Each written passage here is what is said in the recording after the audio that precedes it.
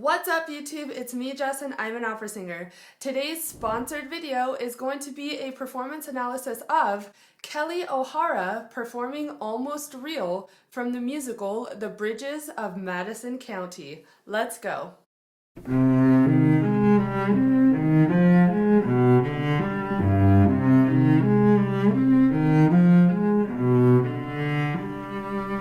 When a girl grows up in Napoli, there are roads laid out before her, and you understand I'm speaking of the times before the war. When a girl grows up in Napoli, she's more or less a target for her mama's expectations, for the boys' infatuations. All she gets is one decision: will she give them what they want? My sister Chiara wore tight-fitting sweaters, unbuttoned just so. Chiara would squeeze every drop of attention wherever she'd go. Chiara said, Cesca, you must be prepared. Chiara would act as though nobody cared. Chiara would laugh at me, quiet and scared. And I dreamed of a flat in Siena on the market square, with a book and a pot and a window and a single chair.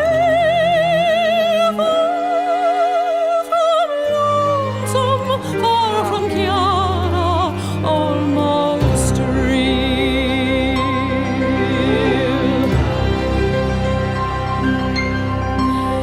Paolo was a boy from down the hill, with silver eyes and hair like coal, and massive hands that trembled when he looked my way. Paolo was a boy who loved to swim, and who knows why I fell for him, but soon enough I kissed him on a winter's day.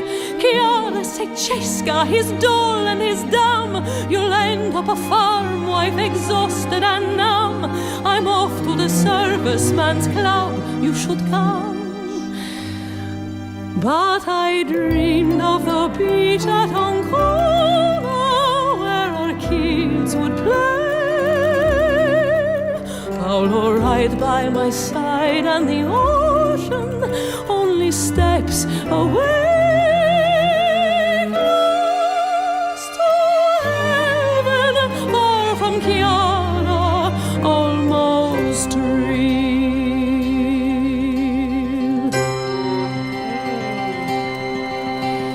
Chiara went dancing while air raid sirens were shrieking. Chiara would open her legs just as easy as speaking. Paolo went off with the army and never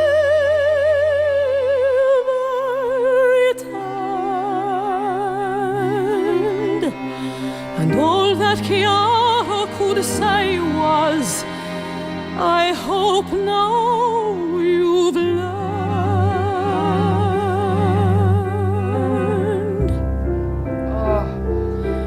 And the streets were rubble, and the water was filthy, and there were no cigarettes, and no haircut, and no thinking about the future. And I sat at the harbor, watching the American ships. And then I looked up and I saw an American smile down at me. And I knew if I just took his hand, I could at last be free. I could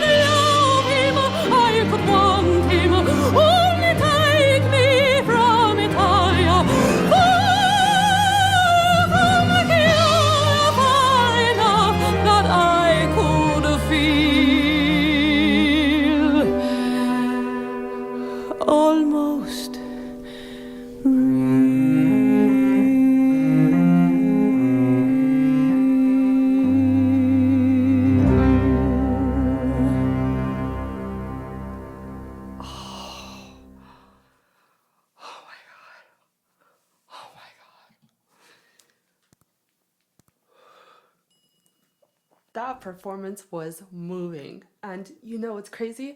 I have never even seen the musical. She is just so phenomenal. I've never seen this musical, but I did learn about the plot of this story. The three main characters are Francesca, her husband Bud, and her love interest Robert.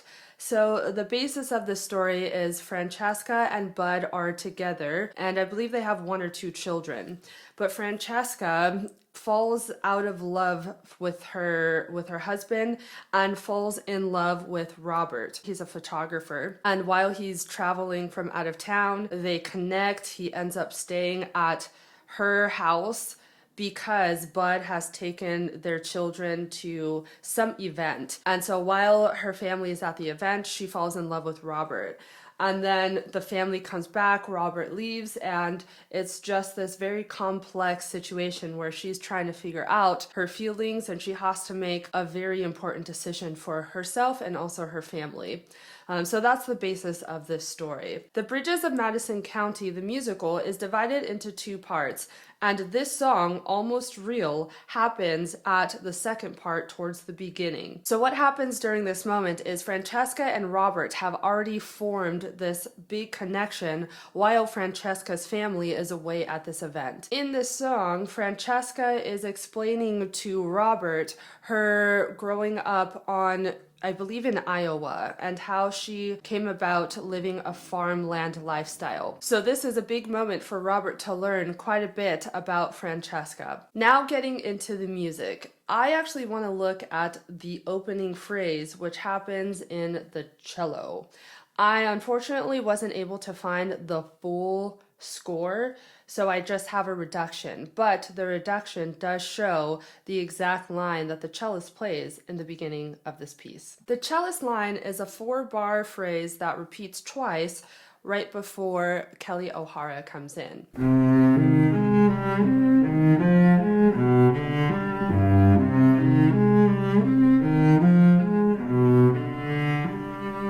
A flat to B natural, that B natural then just goes and outlines a G major chord, which in the key of C minor is the 5. Then we get to Kelli O'Hara's part, and I've heard Kelli O'Hara perform before, specifically for the song So in Love. What I love about Kelli O'Hara and her performance is the incorporation of classical style, but also still incorporating musical theater style when necessary. Now, when she starts the song, you can really hear the classical influence in her voice, and that really is shown in the vowel choices. Typically, in a more classical sound, you use a bit more of an open vowel, and there tends to be less chest voice. In classical music, that's just what is taught, especially nowadays. I know that was not the case several decades ago, but in this era and this decade, the use of chest voice, especially in the mid to upper register, really is not talked about much. So in the very beginning, you see how much she's opening her jaw and uses that mouth position in order to get a more open vowel for her phrasing. And not only that, you hear just how much head voice and mixed voice she is using in these lines.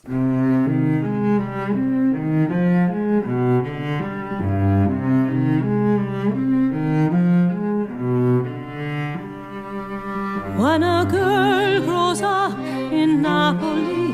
Maybe for another musical theater performer, they might choose to use all chest voice in this line, or more of a mix of mixed voice and chest voice. Let's look at the first line, which reads, "When a girl grows up in Napoli." And this line in the beginning of the song is repeated twice. You can see how much her jaw drops on the word up, and that does produce a more open vowel for that word.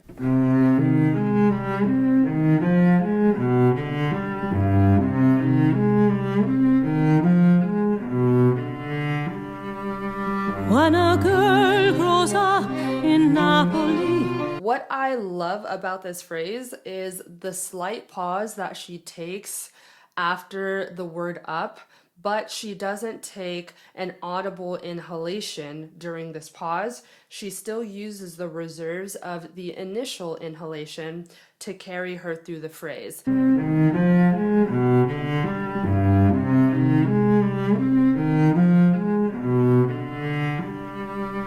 When a girl grows up in Napoli. That slight pause just after the word up really emphasizes the P in the word up. I like that she put that slight pause there without the audible inhalation. And she does it again the second time she sings this same line. Must talk about the lines where she's talking about herself and her sister, whose name is Kiara. One is the amount of times she says her sister's name. This idea of repeating the same word within a short amount of time is something to pay attention to as a performer and as a listener. How are you going to say that same word the X amount of times and deliver it in a way to where it doesn't sound monotonous? Whereas you can take that one word, say it in a variety of ways so that you can bring that much more emotion to the lines. I love what she's doing here because every time she went to say her sister's name, Kiara, it was different. My sister Kiara, Kiara, Kiara, Kiara would act as though nobody cared. Kiara would laugh at me quiet and scared. Continuing with the idea of evoking emotion based on the way you say a word. Looking at the line where she says her own name, Cheska, her nickname. Kiara said, "Cheska, you must be prepared." Kiara said, "Cheska, you must be prepared." It was so interesting because it brought character to a person we don't really know much about, which is her sister, Kiara. So Kiara is saying, quote, "Cheska, you must be prepared." The way you say those words within the quote is so important for the listener because it tells us a lot about the person saying those words and also lets us know the perception or the view Cheska has on her own sister by imitating what her sister is saying. So I'd like to talk about a few sections in this performance. The first section being on the lines, "And I dreamed of a flattened sienna on a market square, with a book and a pot, and a window and a single chair. Far from lonesome, far from Kiara, almost real." Okay, so this first line, Kelli O'Hara sings this entire sentence in one breath, and I love that.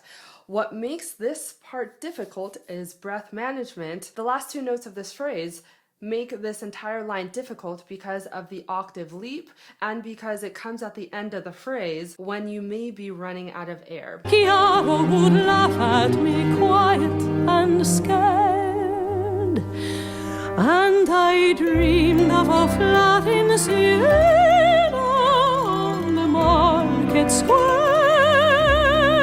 Her breath management in this phrase is phenomenal, and you can tell from the very last part of the note whether she sounds like she's running out of air. You can also tell in body posture. The next line reads, "With a book and a pot and a window and a single chair." This phrase uses a lot of the chest voice because it's in the lower register. And then there's that octave leap on a window from D4 to D5, which she does not use chest voice, full chest voice, I should say correctly, on that D5, but instead hops more into a mixed voice. And I dreamed of a flattened sienna on the market square, with a book and a pot and a window. There are some classically trained singers, lots of classically trained singers who I believe shy away from chest voice, and the sooner they can get out of it, the sooner they take advantage and do that, whereas I prefer the opposite. Now this section, "with a book and a pot and a window and a single chair." And you can say this line in a variety of ways. You can say it with a book and a pot and a window and a single chair. Or you can say with a book and a pot and a window and a single chair. You can take breaths where you please, or you can take none at all. Just depends on how you want the character portrayed. I like the idea of taking sudden breaths within this line, mainly because of the idea of making a list or saying a list. When you're saying a list and you're making it up on the spot, it's more so the case than not where you may hesitate on saying exactly what's in the list because you are trying to figure it out. You're thinking about it in real time. And I dreamed of a flat in Siena on the market square, with a book and a pot and a window and a single chair. Though I didn't quite get this idea of hesitation of saying a list within real time, but I could imagine that that is what is happening within the character. Oh yes, so the ending part of this stanza, which reads, "And a single chair, far from lonesome, far from Chiara, almost real." My goodness, I love how she went from "and a single chair" all the way into "far from lonesome." She didn't take a breath from chair to far, which then goes from lonesome. With a book and a pot and a window and a single chair.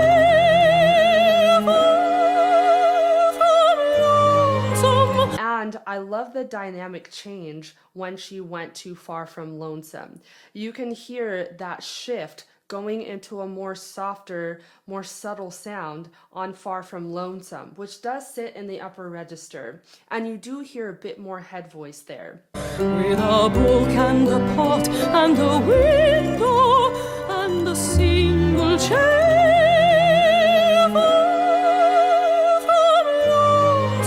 What is great about this line too is when she gets too far from Chiara and how much more chest voice she brings into this line compared to "far from lonesome." You have two lines back to back that have two very, very different dynamics, and they sit in a different part of the register. You have "far from lonesome," where she's using more softer tones and softer dynamics. And then when she gets to "far from Chiara," you hear much more stronger dynamics. And I believe that says a lot about what she thinks of her sister Chiara. From what I'm getting, she probably has quite a bit of reservations about her sister, and maybe even has some built up resentment or tension towards her sister. I think one of my favorite parts orchestrally was during the part where she was talking about Paolo, which was a past love of hers. Paolo was a boy from down the hill with silver eyes and hair like coal and massive hands that trembled when he looked my way. I thought it was very dreamy. I thought it was whimsical. All of that plus the time signature, which is in 3/4, which is a dance feel, just makes this entire section feel and seem so happy. Also to note, the reason why this may feel happier is because we have shifted to a major key. In the beginning, we were in a minor key, C minor, and now we are in a major key, and that of course is going to feel uplifting. When a girl grows up in Napoli, there are roads laid out before her, and you understand I'm speaking of the times before the war. Paolo was a boy who loved to swim, and who knows why I fell for him. And then what is also nice too in this section is the strings. The strings kind of remind me of the wind in this section, where they have a mind of their own. There are moments where the strings are playing the same melody as Kelli O'Hara, and then just as quickly as they come in to play the same melody as the soloist, they leave and do their own thing. Paolo was a boy from down the hill with silver eyes and hair like coal and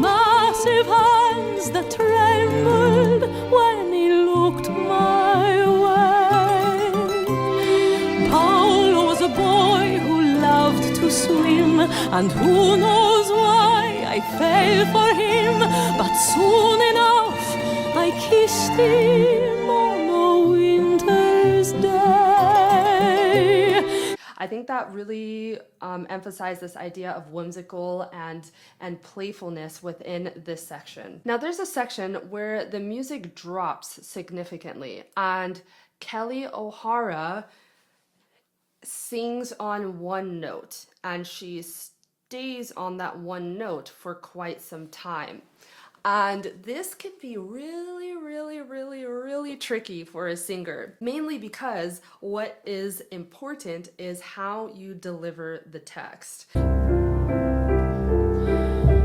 the streets were rubble, and the water was filthy, and there were no cigarettes and no haircut. So this moment is particularly vulnerable for the singer because the music has dropped, meaning your voice is that much more at the forefront, and then two, you're only singing one note, and that one note, because you're repeating it and repeating it for quite some time, the audience has that note solidified. It can make this moment quite uncomfortable. And what I think will help as a singer, as even an actress within this moment, is really knowing the stresses of the sentences, the stresses within the phrasing, and practicing this out of rhythm and taking out the melody. I believe Kelli O'Hara does this fantastically.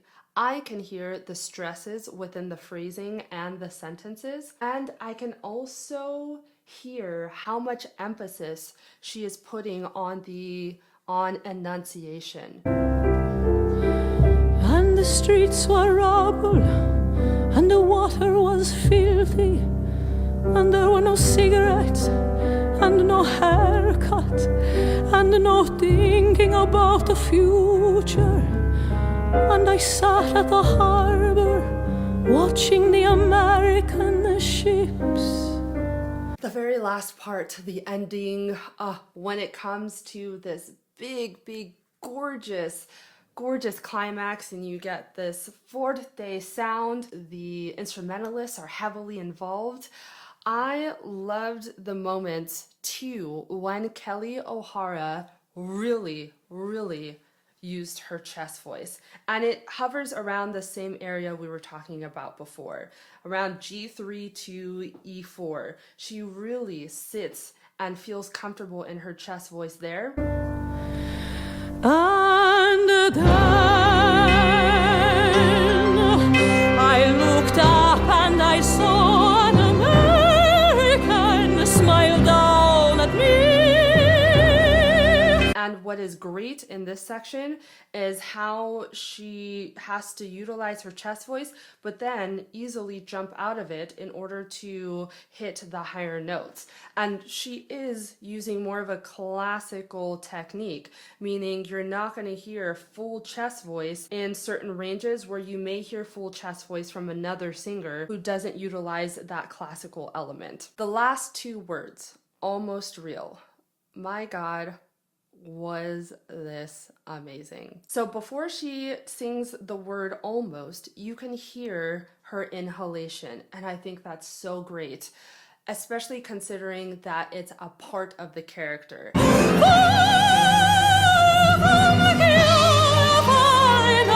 That I could feel. And it's not a stress factor in terms of trying to sing the note.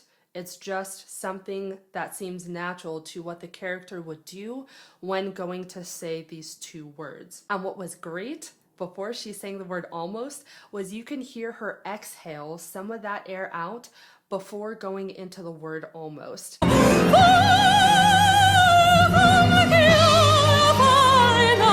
That I could feel. Almost. And then when she does sing the word almost, she starts the note with a glottal attack. You can hear that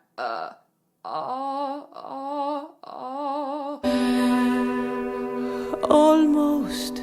I thought that was was so great because it added so much emotion to that word. And then of course when she goes into real, she takes another breath, and the look in her eyes when she sings the word real, her eyes actually look watery. I don't know if it's the glare from the camera, but her eyes look so intense.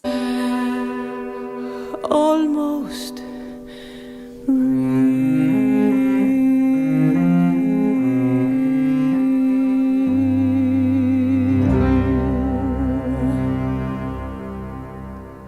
In true fashion, I loved how she started that note on street tone and then brought in vibrato towards the end of the note, and the length that that note was held out just made the line so much more sad and so much more real, I think, for the character. If you liked all that you saw, make sure you hit that subscribe button down below and comment down below what piece from your favorite musical you would like me to do a performance analysis on. Lastly, make sure to check out the description box for ways you can keep in touch with me, get access to exclusive perks, and to check out the Soprano Notes blog filled with tons of music educational topics.